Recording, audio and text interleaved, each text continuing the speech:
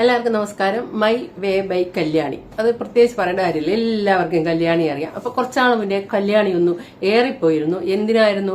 വെളുത്തിട്ട് പാറട്ടെ. ഇതാണ് കല്യാണിയുടെ മെയിൻ. രാവിലെ ഒരു ക്രീം കാണിക്കും, സ്വന്തമായിട്ട് തേക്കും, എണീക്കുമ്പോ തൊട്ട് തേക്കും, ഉച്ചയ്ക്ക് തേക്കും, വൈകിട്ട് തേക്കും, പുറത്തു പോയാൽ തേക്കും, നൈറ്റിൽ തേക്കും, എല്ലാം വെളുത്തിട്ട് പാറട്ടെ. സൺക്രീം അത് ഇത് എല്ലാം വൈറ്റ് കാസ്റ്റ് ഒന്നും ഇല്ലെന്നും പറഞ്ഞ് എല്ലാം തേക്കും. അതൊരു പ്രാവശ്യം വൈറലായിരുന്നു. അമ്മായിയമ്മ, പെങ്ങളെ, ഭർത്താവിനെ എല്ലാരും പിടിച്ചു തേക്കും. ഇതെല്ലാം ഒരു പ്രാവശ്യം വൈറലായിരുന്നു. അതെന്തായിരുന്നു ചോദിച്ചാൽ ഒരു സൺക്രീം ആണെന്ന് അതിന്റെ ഓർമ്മ, മറന്നുപോയി. അതങ്ങോട്ട് വാരി പൂശി കഴിയുമ്പോഴേ വൈറ്റ് കാസ്റ്റ് ഒന്നും ഇല്ല കേട്ടോ എന്ന് പറയുമ്പോൾ നിറയെ പേരിടിച്ച പോലെ ഇരിക്കുകയാണ്. അത് ജനങ്ങൾ ഇതെന്തുവാ കാണിച്ചതെന്നൊക്കെ പറഞ്ഞപ്പോൾ അത് റിയാക്ഷൻ ചാനലെല്ലാം റിയാക്ഷൻ ഇട്ടു.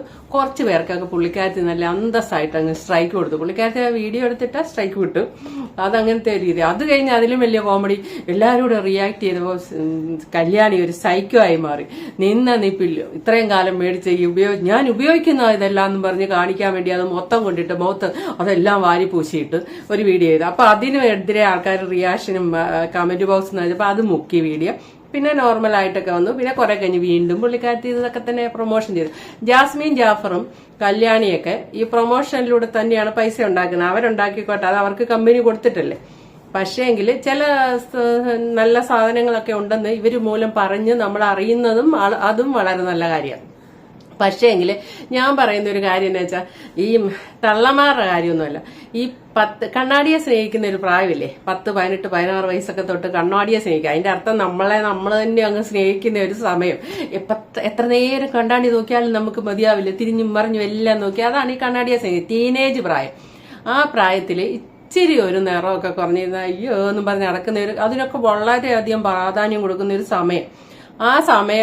ആ സമയത്തിലൂടെ പോകുന്ന പിള്ളേരെ സത്യം പറഞ്ഞാൽ പൈസ ഇല്ല കേട്ടോ. അവരത് ഉറുമ്പ് സൂക്ഷിക്കുന്ന പോലെ സൂക്ഷിച്ചൊക്കെ കൊണ്ടിരുന്ന പൈസ. ഈ ക്രീമുകൾക്കൊക്കെ എന്ന് പറഞ്ഞാൽ നല്ല വിലയാണ്. കല്യാണിയൊക്കെ ഇത്രയും MVD ആണ് ഭർത്താവ്, ഇത്രയും കാശുണ്ട്, ഇത്രയധികം വെൽ സെറ്റിൽഡ് ആയിട്ട് കഴിയുന്ന അവരൊക്കെ ഈ കുഞ്ഞു കുഞ്ഞു പ്രൊമോഷൻ ഇന്ന് മേടിക്കുന്ന ക്രീം ഇന്ന് പ്രൊമോട്ട് ചെയ്ത്, അല്ലാതെ അവർ 3 മാസം ഉപയോഗിക്കുക, 3 ആഴ്ച ഉപയോഗിക്കുകയോ, ഒരു ദിവസം ഉപയോഗിക്കുകയോ പോലും ചെയ്യാതെ ഇത് ഞാൻ കാലങ്ങളായിട്ട് ഉപയോഗിക്കുന്നതാണ്, ഇത് വളരെ നല്ലതാണെന്ന് പറഞ്ഞാണ് ഇങ്ങനെ തട്ടി വിടുന്നത്. അപ്പൊ കല്യാണിയെ പോലെയും ജാസ്മിനെ പോലുള്ളവരൊക്കെ പറയുമ്പോഴത്തേന് ഈ പാവം പിള്ളേരാണ്. അല്ലാതെ തള്ളമാരുടെ കാര്യം പോട്ടെ, അവർക്ക് ചിലപ്പോൾ ജോലി ഉണ്ടാവാം, കാശുണ്ടാവാം, ഉപയോഗിച്ചിട്ട് പറ്റില്ല, എടുത്ത് എറിഞ്ഞു കളയാം. ഈ പിള്ളേർ ഇതിങ്ങനെ എടുത്ത് പറയാണ്ടായ കാര്യം എന്നറിയാം. ഞങ്ങളുടെ വീടിന്റെ അടുത്ത് ഈ ഒരു 6-7 മാസേ ആയിട്ടുള്ള ഒരു പെങ്കൊച്ച് പോയി മുടി സ്ട്രെയിറ്റും ചെയ്തു തൊട്ടടുത്ത ബ്യൂട്ടി പാർലറിൽ. തിരിച്ചു വന്നിട്ട് അത് ശരിയാവാതെ വന്നപ്പോൾ അവര് പറഞ്ഞു ഒരു 10,000 രൂപ അങ്ങോട്ട് മുടക്കി എന്താ ബോട്ടോക്സ് എന്ത് തേങ്ങയാണ് അറിയില്ല, എന്തോ കൂടെ ചെയ്യണമെന്ന് പറഞ്ഞു. ഈ കൊച്ചിന് എന്തോ ഒരു ചെറിയ ശാരീരികമായിട്ട് അസുഖം കൂടെ ഉള്ള കൊച്ചാന്ന് ഓർക്കണം. അധികം സാമ്പത്തികമുള്ള വീട്ടിലല്ല. കൊച്ചു വാശി പിടിച്ച് ആ കാശ് വേണമെന്ന് പറഞ്ഞു. അപ്പൊ ഈ കൊച്ചു ഡിഗ്രിക്ക് പഠിക്കുന്നേ ഉള്ളൂ. പഠിത്തം പരീക്ഷ കഴിഞ്ഞിട്ട് ആ കാശ് തരാമെന്ന് വീട്ടുകാർ പറഞ്ഞു. ഒന്നും ആലോചിച്ചില്ല. വീട്ടിൽ കിടന്ന് അങ്ങോട്ടും ഇങ്ങോട്ടും വഴക്കുണ്ടാക്കിയിട്ട് ആ കൊച്ചു പോയി ട്രെയിനിന്റെ മുന്നിൽ ചാടുകയാണ്. ആ വീട്ടുകാരുടെ നഷ്ടമൊന്നും ആലോചിച്ച്.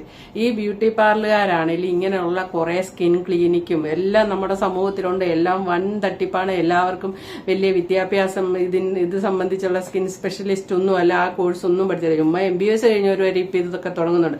കാരണം ഇതാണ് ഇപ്പൊ ബിസിനസ്. അപ്പൊ ഈ കല്യാണിയും ജാസ്മിനാണ് ഡിപ്രഷൻ അടിച്ചിരിക്കും, ഒന്നും സംസാരിക്കാൻ മേല, വ്ളോഗ് വരികയല്ല. പക്ഷെ മസ്റ്റായിട്ട് കൃത്യമായിട്ട് എന്നും ഷോർട്ട് വീഡിയോ ഇട്ട് പ്രൊമോഷൻ നടത്തിക്കൊണ്ടിരിക്കും. സംസാരിക്കാൻ ഡിപ്രഷൻ കാരണം പറ്റത്തില്ല, പക്ഷെ പൈസ വേണ്ടേ. അത് കാരണം ഇങ്ങനെ ആൾക്കാരെ പറ്റിക്കുക. അപ്പൊ ഈ പാവം പിള്ളേരെയാണ് ഇവർ പറ്റിക്കുന്നത്. ഇവർക്ക് ഈ ചെയ്യുന്ന തൊഴിലിനോട് ഒരു ആത്മാർത്ഥതയില്ല. പല ബ്യൂട്ടി ബ്ലോഗേഴ്സ് ഉണ്ട്, ഞങ്ങൾ ഉപയോഗിച്ചിട്ട് ശരിയാണെങ്കിൽ നോക്കിയേച്ച് മാത്രം പ്രൊമോഷൻ ചെയ്യാന്ന് പറയുന്ന ബ്യൂട്ടി ബ്ലോഗേഴ്സ് ഇവിടെയുണ്ട്. പക്ഷെ കല്യാണി ചവർ പോലെ എടുത്തിട്ട് അങ്ങ് പ്രൊമോഷനാണ്. അതന്ന് പറഞ്ഞപ്പോൾ പുള്ളിക്കാരത്തേക്ക് ദഹിച്ചില്ല. പറഞ്ഞവർക്കൊക്കെ സ്ട്രൈക്ക് കൊടുത്തു. പുള്ളിക്കാരത്തി ഒരു സൈക്കോ ആയി മാറുകയൊക്കെ ചെയ്തിരുന്നു. ഇപ്പം കാലം തിരിച്ചടി കൊടുക്കുമെന്ന് പറഞ്ഞാൽ അത് പറയാതിരിക്കാൻ പറ്റില്ല. കല്യാണിക്ക് ഇഷ്ടപ്പെട്ടില്ലേലും ഇഷ്ടപ്പെട്ടാലും അത് പറയാതിരിക്കാൻ പറ്റില്ല. കല്യാണി ഇന്ന് വരെ ചിന്തിച്ച് മനസ്സിലാക്കാത്ത ഒരു കാര്യമാണ്.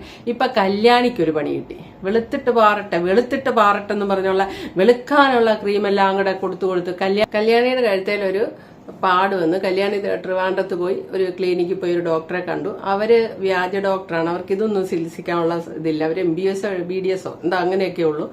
അല്ലാതുള്ള മൊത്തം ഉടായ്പാണ്. അതറിയാതെ കല്യാണി അവിടെ ട്രീറ്റ്മെന്റ് തുടർന്നു. ഒരു മാറ്റവും വരാതെ വന്നപ്പോഴത്തേന് കല്യാണി അവരോട് അതിന്റെ പൈസയൊക്കെ ചോദിക്കുമ്പോൾ ആ പൈസയുടെ ബില്ലൊക്കെ പകുതിയേ കൊടുക്കുള്ളൂ. അതുപോലെ ട്രീറ്റ്മെന്റ് ചെയ്തതിന്റെ ഒരു രേഖയും കൊടുക്കുകയില്ല. ഒന്നുമില്ല എന്നപ്പോൾ കല്യാണി കൊണ്ട് കേസ് കൊടുക്കുന്നു. കേസ് കൊടുത്തപ്പം അവരവിടെ വന്ന് കൊടുക്കാന്ന് പറഞ്ഞ് ഒപ്പിട്ട് കൊടുക്കുന്നു. പക്ഷെ ഒരു ഫയലും അവർ കൊടുക്കുകയില്ല. അവിടെ ഒരു സ്ത്രീയാണ് നടത്തുന്നത്. അവരാഴ്ച ഒന്നേ വരുള്ളൂ. സ്ഥാപനത്തിന്റെ പേര് കല്യാണി പറഞ്ഞിട്ടില്ല. പക്ഷെ പിൻ ചെയ്ത് ഈ സ്ഥാപനമാണോ എന്ന് ചോദിച്ചൊരു കമന്റ് വന്നപ്പോൾ അത് പിൻ ചെയ്തിട്ടിട്ടുണ്ട്. അതിന്റെ അടുത്ത് ആ സ്ഥാപനം ആണെന്നുള്ള. അപ്പൊ അവർ ഒത്തിരി പേർക്ക് ഇതേപോലത്തെ അനുഭവങ്ങൾ വന്നിട്ടുണ്ട് എന്നൊക്കെ പറഞ്ഞു. അതിനകത്ത് ഞാൻ പറയാൻ പോകുന്ന അതിന്റെ അത് ഞാൻ കാണിക്കാം. പുള്ളിക്കാരത്തിൽ വീഡിയോ എടുത്ത സ്ട്രൈക്കൊക്കെ തരും, എന്നാലും കാണിക്കാം. അപ്പൊ പുള്ളിക്കാരത്തി അതുമൂലം പറ്റിക്കപ്പെട്ടു എന്നൊറ്റ വാക്ക് വെച്ച് കല്യാണിക്ക് ഡിപ്രഷനായി. നേരെ പോയി കൗൺസിലിങ്ങും എല്ലാം കഴിഞ്ഞ് വെച്ചിരിക്കുക. അതിന്റെ ഇടയ്ക്ക് ആൾക്കാർ കല്യാണിയുടെ വീഡിയോയിൽ കല്യാണി ആകെ അലമ്പായിട്ട് വരുന്നു, തലവേദനയാണോ, പ്രഗ്നന്റ് ആണോ, അതോ നിങ്ങൾ വെയിറ്റ് ലോസ് ചെയ്തിട്ട് നിങ്ങൾക്ക് ക്ഷീണമായോ എന്നൊക്കെ ചോദിച്ച് കല്യാണിയെ സ്നേഹിക്കുന്നവർ കിടന്നങ്ങ് അലമുറ ഇട്ടുകൊണ്ട് വരുന്നു. അപ്പോഴൊന്നും കല്യാണിയൊന്നും മിണ്ടിയില്ല. കഴിഞ്ഞ ദിവസം വന്ന ഒരു വീഡിയോ ഇട്ടു. ഈ ഒരു പ്രശ്നം കൊണ്ട് കല്യാണി അങ്ങ് മൂഡ് ഔട്ടായി പോയിട്ട് ഡോക്ടറുടെ ട്രീറ്റ്മെന്റും ഒക്കെ എടുത്തിരിക്കുമായിരുന്നു. ഇപ്പോഴാണ് നോർമലായിട്ട് വരുന്നത്. ഞാൻ ചോദിക്കട്ടെ, ഇങ്ങനെയല്ലേ കല്യാണിക്ക് അവിടെ ഒന്ന് പറ്റിക്കപ്പെട്ടു എന്ന് തോന്നിയപ്പോൾ സഹിക്കാൻ പറ്റാതെ, അത് ശരിയാ, നമ്മൾ 10 രൂപ ഒരാൾക്ക് കൊടുക്കും. പക്ഷെ നമ്മളെ ഒരാൾ 10 രൂപ പറ്റിച്ചോണ്ട് പോയെന്ന് പറഞ്ഞാൽ നമുക്ക് ഭയങ്കര ടെൻഷൻ. അത് എല്ലാവർക്കും ഒരുപോലെ.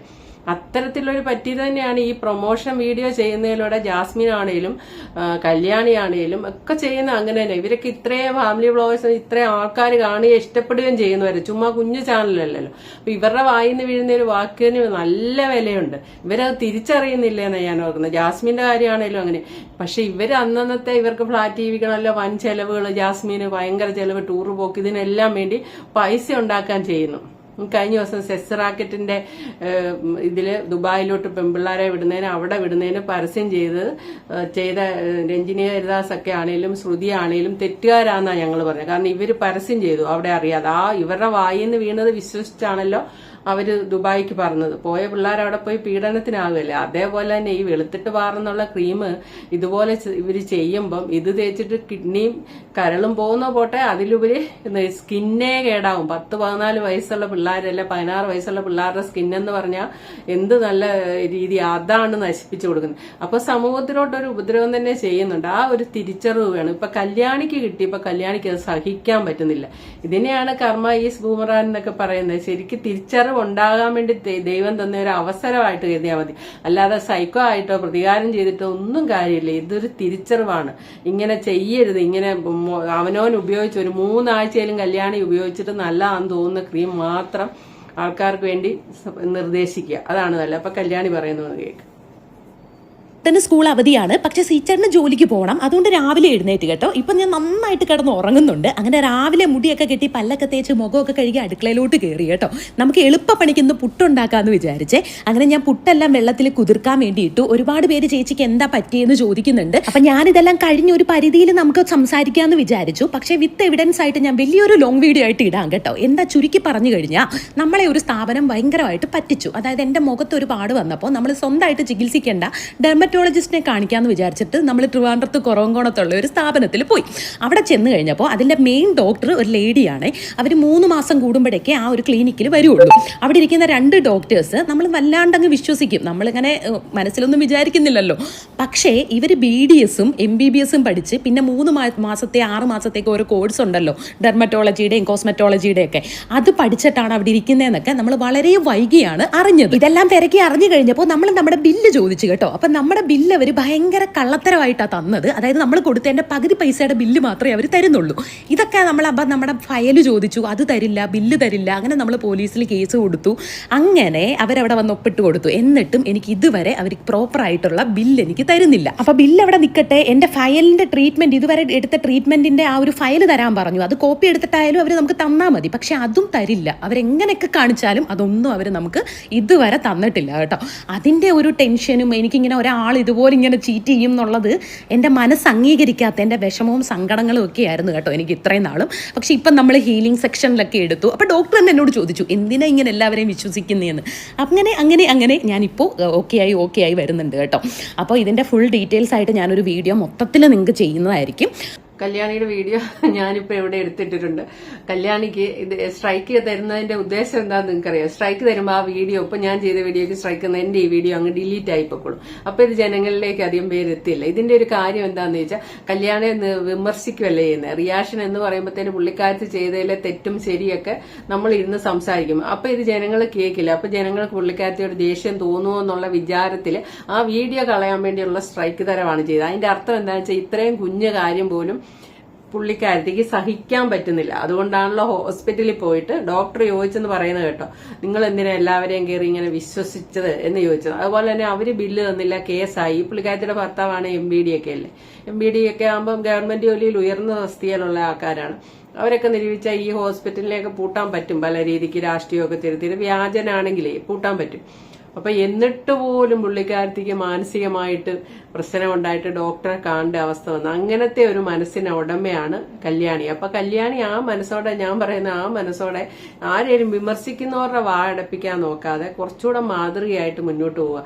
ഇപ്പൊ ഈ പ്രായമുള്ളവരോ അല്ലെ ബ്യൂട്ടിക്ക് വേണ്ടി ഇങ്ങനെ മരിച്ചു കിടന്നോടുന്നവരോ അവര് രാവിലെ വൈകിട്ട് ഉച്ചയ്ക്ക് കല്യാണി ഓരോ ക്രീം മാറി മാറി ഇടുന്നത് കണ്ട് അവർ ഓരോരോ ക്രീം മാറി മാറി അവരും മേടിക്കട്ടെ, ഒരു കുഴപ്പമില്ല.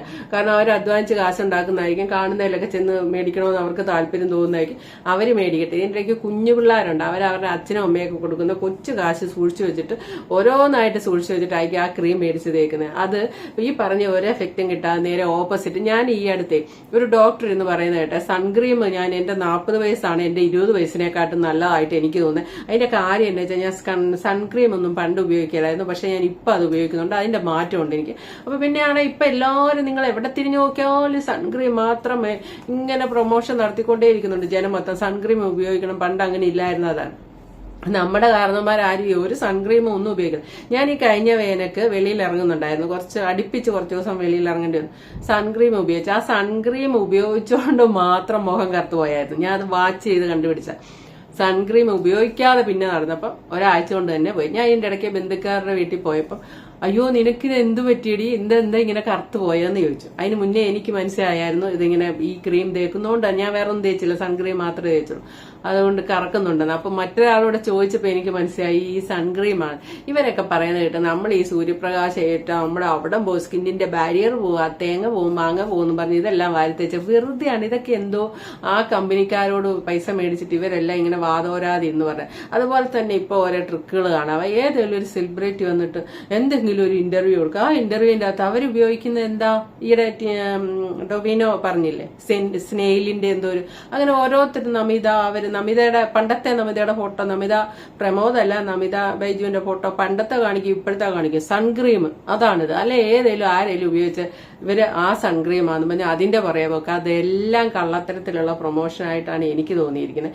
പണ്ടുള്ള ആൾക്കാർ ഇതൊന്നും ഉപയോഗിക്കില്ല. എന്തേലും ആയുർവേദത്തിന്റെ ആണ് ഈ പറയുന്നത് നിങ്ങൾക്ക് ചെയ്യുക. അല്ലാതെ ഈ കൊണ്ടിരുന്ന എല്ലാം നമ്മുടെ സ്കിന്നും നശിപ്പിച്ച്, നമ്മുടെ കരളും നശിപ്പിച്ച്, നമ്മുടെ കിഡ്നിയും നശിപ്പിച്ച്, നമ്മൾ ഈ സ്കിന്നിൽ വാരി തേക്കുമ്പോൾ കരളിരുന്ന് കരയാന്നാ പറയുന്നത്. ഇതുപോലെ വെളുക്കാൻ വേണ്ടിയാണേലും അല്ലേലും എല്ലാം കാണുന്നെല്ലാം വാരി തേക്കുമ്പോൾ കരളിലേക്കാണ് അത് എടുക്കുന്നത്. പണ്ടത്തെ എന്റെ വിചാരം സ്കിന്നിൽ എന്ത് ചെയ്താലും കരളിനൊന്നും ഒന്നും പറ്റില്ല. നമ്മൾ അകത്തോട്ട് വേദന സംഹാരി അതുപോലത്തെ ഓരോന്ന് കഴിക്കുമ്പോഴാണ് കരളിന് പ്രശ്നം വരുള്ളൂ.